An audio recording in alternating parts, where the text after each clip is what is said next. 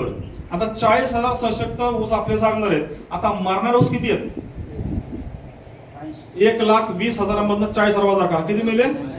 मग 80,000 ऊस असे नाही मिळे, सगळं खाऊन मेले. तुमच्या शेतामधलं खत दिलं तुम्ही, सेंद्रिय खत मात्र टाकल्यात किंवा तुम्ही दिलेलं पाणी असेल, तुम्ही केलेला मेंटेनन्स असेल, सूर्यप्रकाशामार्फत मिळणारं अन्न असेल, हे सगळं खाऊन ते ऊस मेले.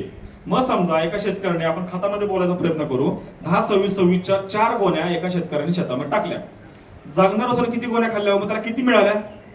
1 गोणी. आणि मरणाऱ्या ऊसाला 3 गोण्या. मग एका गोणीवरती 100 टन ऊस काढू शकता का? स्वतःला विचारा. एक गोणी एका म्हणजे 4:1 हा रेशो जर काढला, आपण 40-50-60 टन का माघारी फिरलोय, ह्याला उत्तर तुम्हाला सापडेल. मग करताना काय करायचं? तुम्ही 2 डोळे करा, दुमत नाहीये, किंवा रोप लागण करा, दुमत नाहीये, पण 2 डोळे ते लागण करत असताना तुम्हाला 2 टिपऱ्यातलं अंतर बघा. आता 2 टिपऱ्यातलं अंतर कमीत कमी 1.5 फूट ठेवायचंय. किती? 1.5 फूट ठेवायचंय. 1.5 फूट ठेवल्यावरती 2 डोळ्यातलं अंतर बरोबर तुमचं 2 फूट बसतं.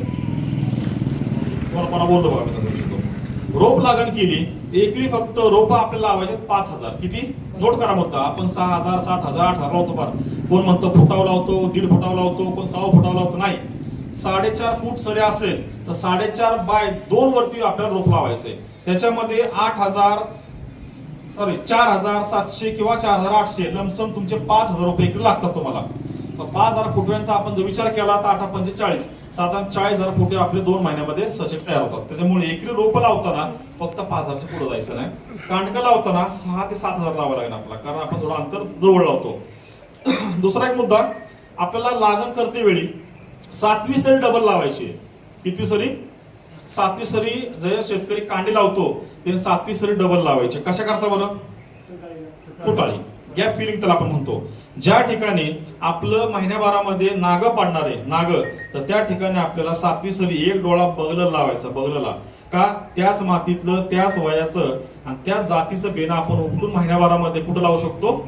नागपुढे त्या ठिकाणी. मग त्याच्यामुळे 7वी सरी म्हणजे 4 ते 5 मुळ्या एकरी एक्स्ट्रा कट करायच्या, 4 मुळ्या, आणि ती 7वी सरी आपल्याला बगल डबल लावायची. असं आहे की नर्सरीचा प्लॉट असेल, नर्सरीचा, तर अख्खा असावा. नाही कांडे लागण्याचा असेल तर अख्खा असावा. सांगताना पण त्यात कांडे लागणं सांधायची. आणि नर्सरीचं रिप्लांटेशन असेल, रोपं लावायची असेल तर राग सांगायला पण नर्सरीचं ते वापरायचं, तर ते मॅच होतं ना. तुम्ही कांडी लागण्यामध्ये नर्सरीत रोप आणताल आणि नर्सरीत कांडी लावताल, चालत नाही. तिथं परत फसता. मानसिक समाधान होईल की मी नाग सांगलं, पण उपयोग नाही. आता हे तुमचं लागणीचं शेड्यूल तुम्हाला समजलं, सरीतलं अंतर तुम्हाला समजलं, किंवा रोपातलं अंतर तुम्हाला समजलं, बरोबर. आता माझ्या शेतावर तुम्ही आला तर माझ्या शेतामध्ये सगळ्या साऱ्या काही डेमो प्लॉट सगळे, सगळ्या साऱ्या 4.5 फूट काढलेत, 2 सऱ्या लावल्या, 1 सरी मोकळी आहे, 9 फूट डिस्टन्स मारलाय, तरी देखील 100 टन ॲव्हरेज निघते. 6 फूट अंतरावरती काही लागत माझ्या 6 फुटावरती तरी संख्या मेंटेन झाली, तिथे 100 निघते. 4.5 वरती मी 90-95 जाऊ शकतो. मी डेमो दाखवू सगळे ते. काही ठिकाणी फॉगर्स बसवलेत, जी क्लायमेट कंट्रोल, कारण ऊस ही वर्गवारीतली वनस्पती आहे. त्या वर्गवारीला, वनस्पतीला उष्ण, दमट आणि पावसाळी हवामान पोषक असतं. आपण म्हणतो पाऊस पडला ऊस का वाढतो? वाढतो नाही, थंडीत ऊस थांबतो, बरोबर. थंडीतली पिकं कुठली? गहू, कांदा, हरभरा. ज्या पिकाला निसर्गता पांढरी मुळी आहे तर ती पिकं थंडीमध्ये वाढतात. आणि ज्या पिकाला निसर्गता काळी, ऊसाला काळी मुळी असते बघा, पांढरी मुळे आपण नंतर निघते किंवा त्याला प्रमाणात तेल पाजतं, तर त्या पिकाला तुमचं उष्ण दमट वातावरण हे पोषक असतं. त्यामुळे ऊसाच्या कालखंडामध्ये, पावसाच्या कालखंडामध्ये ऊसा स्पीड वाढत असतो बघा. आता मग आता त्यावेळेस मी काय केले, काही प्लॉटला मी फॉगर्स बसवलेत, काही रेनगन आहेत, काही मिनी स्प्रिंकलर आहेत. आता हे करत असताना त्याला बाहेर QR कोड लावलेत मी. तुम्ही स्कॅन केल्यावरती, मी इकडे आलोय शेतकरी ऑफिसला आहे, स्कॅन केला की तुम्हाला त्याच्या लागण तारखेपासून एंड पर्यंत आतापर्यंत किती खर्च आलाय. साहेबांच्या माध्यमातून आम्ही सगळ्या गोष्टी केल्या त्या डिजिटल खेतीच्या माध्यमातून, की प्रोडक्शन कॉस्ट म्हणजे एकरी खर्च किती आलाय त्या क्षेत्राला, रोपं किती लागलेत, त्याला पाणी किती लाख लिटर गेलंय, खत मात्रा कुठल्या, कधी, कशा दिल्यात, हे सगळं तुम्हाला क्षेत्राखाली दिसते. आता हे करत असताना 9 प्रकारच्या ऊसाच्या जाती देखील मी तिथे लावले. 18-120 असेल, 10,001 असेल, 205 असेल, 15-012 असेल, 13-374, सगळ्या आहेत का? सगळ्या आलोय. पण माझ्या अभ्यासानुसार 265 आणि 86-032 आजही तोड नाही दादा. कारण ज्या आर्ली मॅच्युअर व्हरायटी आहेत सगळ्या, 15-012, 15-06, 13-374, यांना 2 आजार मला प्रकर्षण जाणवले. पोक्का बैल, तांबेरा, हे दोन आजार, आणि तुमचे ते पानं पिवळे पडून करत शेंडे, डिफिशियन्सी जात असतो, तर त्या जातीमुळं, ह्या रोगामुळं काय होतं, ह्या जातीचं तण थोडं घसरू शकतं. जर एकदा कदाचित पाऊस जास्त झाला तर त्या जातीला तुरा येण्याचं प्रमाण देखील जास्त राहू शकतं. त्याच्यामुळे आज हे आपल्याला 86 वरती थोडंसं फोकस करावं लागेल. जर जमीन चोपण वगैरे असेल तर तुम्हाला 265 इथं काम करावं लागेल. अशा माध्यमातून पहिल्या टप्प्यातले ह्या ज्या आपल्या ऊसाच्या शेड्यूल आहे हे आपल्याला पूर्ण करावं लागेल. लागण करताना सर्वात महत्त्वाचं सेंद्रिय खत कुठं टाकल्या संपूर्ण शेतामध्ये. आता आपल्याला काय करायचं, त्या सेंद्रिय खताचं उपलब्ध प्रमाण करून द्यायचंय सगळ्या गोष्टींचं. म्हणून काय करायचंय तर लागणीला हा बेसल डोस हा फार महत्वाचा आहे. लागण करणे पूर्व सरीमध्ये आपल्याला बेसल डोस हा टाकायचा आहे. सरीमध्ये बेसल डोस हा तो लिहून घ्या पहिल्यांदा, सांगणे आपलं गरजेचं आहे. मग मी काय करतो, हे आपलं साधारणतः 10 ते 12 टनाचं 15 टन आपण सेंद्रिय खत घरच्या घरी तयार होतो. 15 ते 16,000 रुपयामध्ये सेंद्रिय खत मात्र आपण घरी बनवू शकतो. बघा आता आपल्याला काय वाटतं, हे तयार झाले, आता सरी काढून सरी मीठ टाकायचं. बऱ्याच जणांचं काय असतं, कोंबडं सरीत टाकता किंवा तुम्ही सेंद्रिय खत आणलं सरीत टाकता. मला उत्तर द्या, सेंद्रिय खत हे पिकाला असतं का जमिनीला असतं का कशाला असतं? उत्तर द्या. मग सरीत टाकून काय फायदा? सेंद्रिय खत मात्र टाकत असताना संपूर्ण क्षेत्रफळामध्ये विस्कळून टाकायचं आपल्याला. त्या नांगट केली, कल्टिवेटर मारा, रान सपाट करा. नांगटीच्या अगोदर सेंद्रिय खत मात्र टाकायच्या नाहीत, खाली काढल्या जातील. बघा, नांगट करा, कल्टिवेटर मारा, सेंद्रिय खत मात्र टाका, मग परत कल्टिवेटर मारा आणि तुमची सरी काढा. हे शास्त्रानुसार शेड्यूल आलं. बघा आता हे टाकल्यावरती शेतामध्ये असणाऱ्या जीवाणूंचा काउंट, ज्याला म्हणतो आपण जीवाणूंची संख्या, ही वाढण्याकरता मदत होते आपल्याला.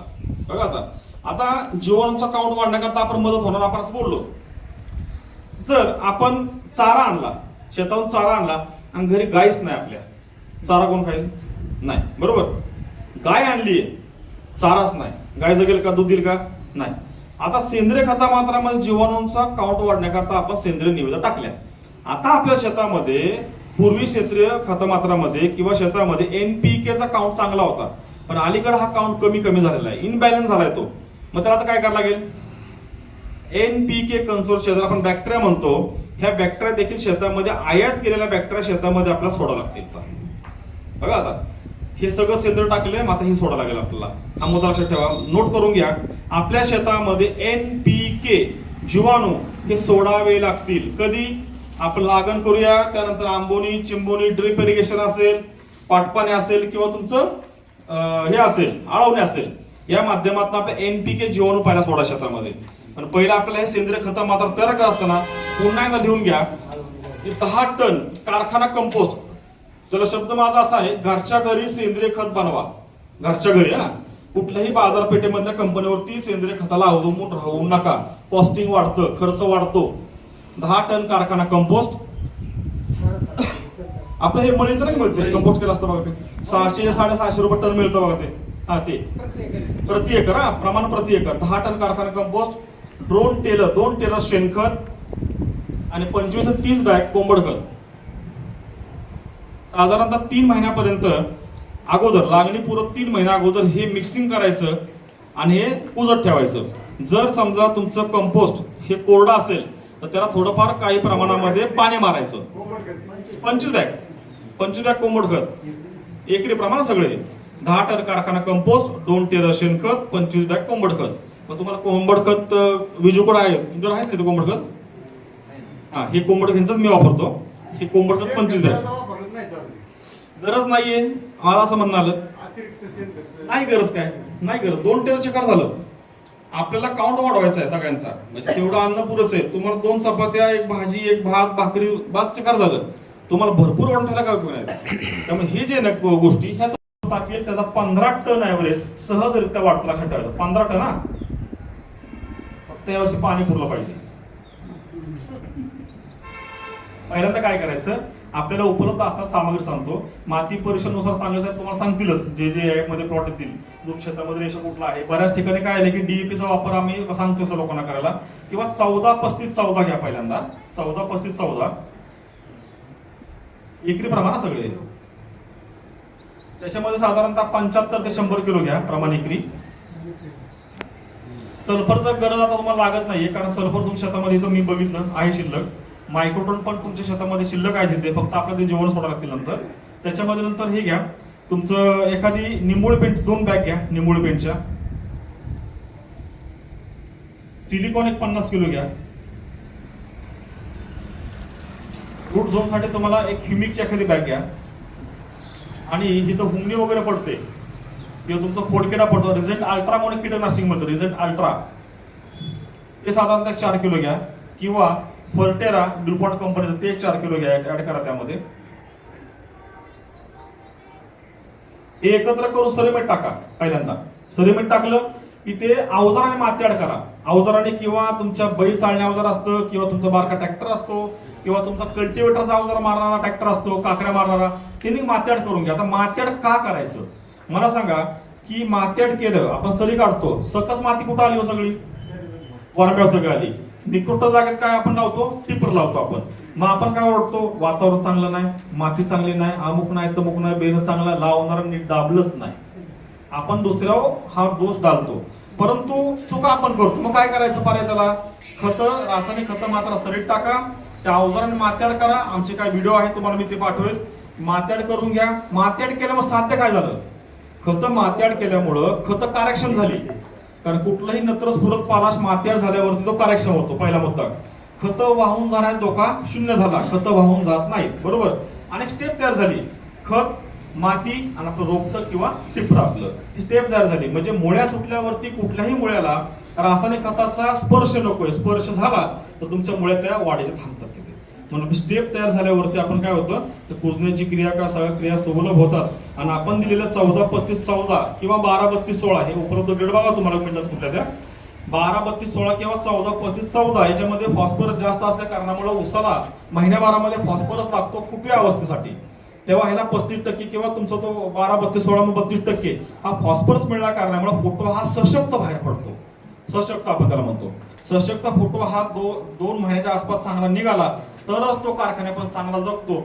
नंतर निघणारे फुटवे कधी ती 2, 2.5, 3 महिन्यात निघणारे फुटवे हे अशक्त असतात, ते जगत नाहीत, फक्त रान झाकतात. त्याला कुठल्याही प्रकारचं कारखान्या गाळप योग्य संकेताची मिळत नसते. त्याच्यामुळे पहिले फुटवे 2 महिन्यातले तेवढे तुम्हाला फायदे ठरतात. आता साहेबांनी सगळं सांगितलं की तणनाशक मारता तुम्ही, कीटकनाशक मारता. हे आता AI नुसार सांगतंय की ह्या टायमिंगला फवारणी केली पाहिजे, म्हणजे 3 ते 4 फवारणी केली पाहिजे. उन्हाची केली पाहिजे का सकाळी केली पाहिजे का त्या दिवशी करायच नको. म्हणजे काय असतं की सूर्यप्रकाशामार्फत निरणारा जो सूर्य असतो, म्हणजे प्रकाश असतो, त्याच्या मार्फत आपण म्हणतो की तापमानाला फवारणी करता साधारणतः 25 ते 30 डिग्री सेल्सिअस तापमान आवश्यक आहे. त्याच्यानंतर ढगाळ वातावरण नको. बरोबर. ढगाळ वातावरणामध्ये कुठल्याही गवताच्या किंवा पिकाच्या हे अन्ननलिका ह्या बंद असतात, ओपन होतील, तर त्या टायमाला तुम्ही तणनाशक मारला तर गवताचं ग्रहण करेल आणि ते गवत मरेल. जर ढगाळ वातावरण असेल तर तुमचं ते गवत मरणार नाही. आपण दोष दिला कुठं, औषधाला. मारणार नीट मारलंच नाही, ह्या 2-3 गोष्टी आपण दोष दिला, पण चुकलो आपण. त्यामुळे डिजिटल शेतीच्या माध्यमातून तुम्हाला फवारणी टायमिंग कळल्यावरती त्यावेळेस त्याची फवारणी करा, 100% तुम्हाला रिझल्ट मिळणार. दादांचा मागास प्रश्न होता की पाणी खराब असेल तर काय टाकायचे, औषधात नाही.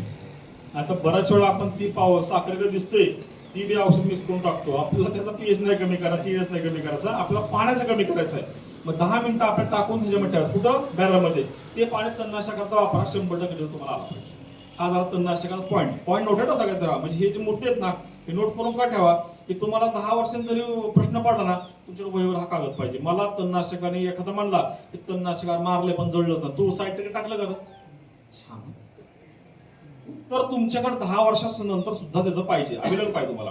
आता तणनाशक झालं, साहेबांनी फवारण्यास सांगितलं की टायमिंग वगैरे सगळं. रोग किड व्यवस्थापन बोलत असताना आपल्या भागामध्ये हुमणी आणि तुमचा खोडकिडा जास्त पडतो. बरोबर.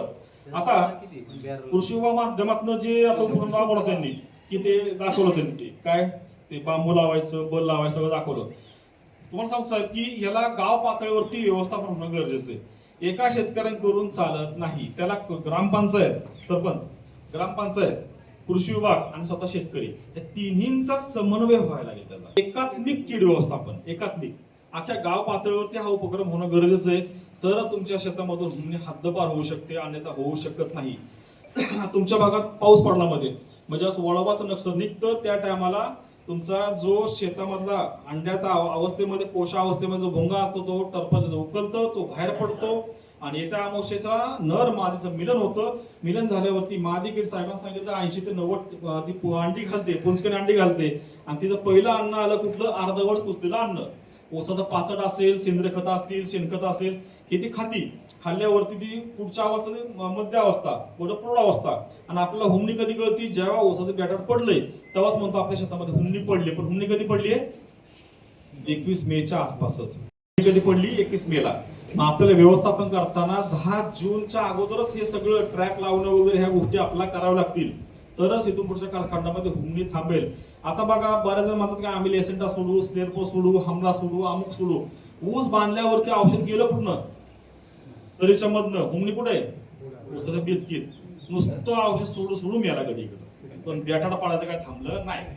दुसरा एक सांगतो मला की ज्या शेतकऱ्यांचा आडसाली ऊस असतो, आडसाली हुमणीविषयी थोडं बोलतो मी, आडसाली ऊस असतो त्या शेतकऱ्यांनी काय करायचं की 10 ते 15 जूनच्या आसपास मोठा ऊस असतो. आता भोंगा जो असतो ना, भोंगा तो एक विमान आहे. विमान कुठं उतरतो? ज्या ठिकाणी त्याला उतरायची जागा आहे, धावपट्टी, तिथं ते विमान उतरतं. आता भोंगा पण कुठं उतरतो? ज्या ठिकाणी त्याला उतरायची जागा आहे, मोकळी जमीन दिसतीये, सरी काढलेली मोकळी आहे, खोडवा डोक्या एवढंच आहे, त्या ठिकाणी तो भोंगा उतरतो, तिथं अंडी घालतो. आता आडसाली ऊस आपला मोठा असतो बघा. आता त्या आडसाली ऊसामध्ये मध्ये अंडी घालत नाही. तो अंडी कुठं घालतो? आपण काय करायचंय, त्या भोंग्याला कडने अंडी घातली ना, तेच त्याला मारून टाकायचं. कसं मारून टाकायचा? पंपाला 25 ते 30 ml हमला घ्यायचा. पंपाला 25 ते 30 ml हमला घ्यायचा आणि उसाला पाणी दिल्यावरती चारही बाजूने फक्त 2 पंप ड्रिंचिंग करून घ्यायचे उसाच्या बिस्कीमध्ये. किती? 2 पंप. म्हणजे काय होतं की ते भोंगा ना अंडे घातले तर आत शिरकाव करतच नाही तो. म्हणजे हुमणीची जी अवस्था आहे ती आत शिरतच नाही. चारही बाजूने फक्त 2 पंपा ड्रिंचिंग करून घ्यायचं. अख्खे एका ड्रिंचिंग झालं तुमचं. भोंगा तो आज जाणारच नाही. अंडी घालाय तुमचं, अंडी बाहेर त्यांनी घातल्यात, आज जाऊ शकत नाही तो. तुमचं 2 पंपा थांबलं सगळं. म्हणजे आडसर उसाला हुमणी शक्यतो आत नाही, कडने पडते फक्त. हे नियंत्रण करा. 2-4 टन ऊस कडने वाळणार आहे, तो थांबला. 4 टनाचे पैसे आज किती झाले तुमचे? 12-15 रुपये झाले तुमचे. हे पैसे वाचले. म्हणजे छोट्या छोट्या गोष्टी द्या. त्यामुळे नियंत्रण भोंग्याचं करत असताना असं पहिले तुम्ही करा. दुसरा ऊसाचा प्रमुख आजार आहे खोडकिडा.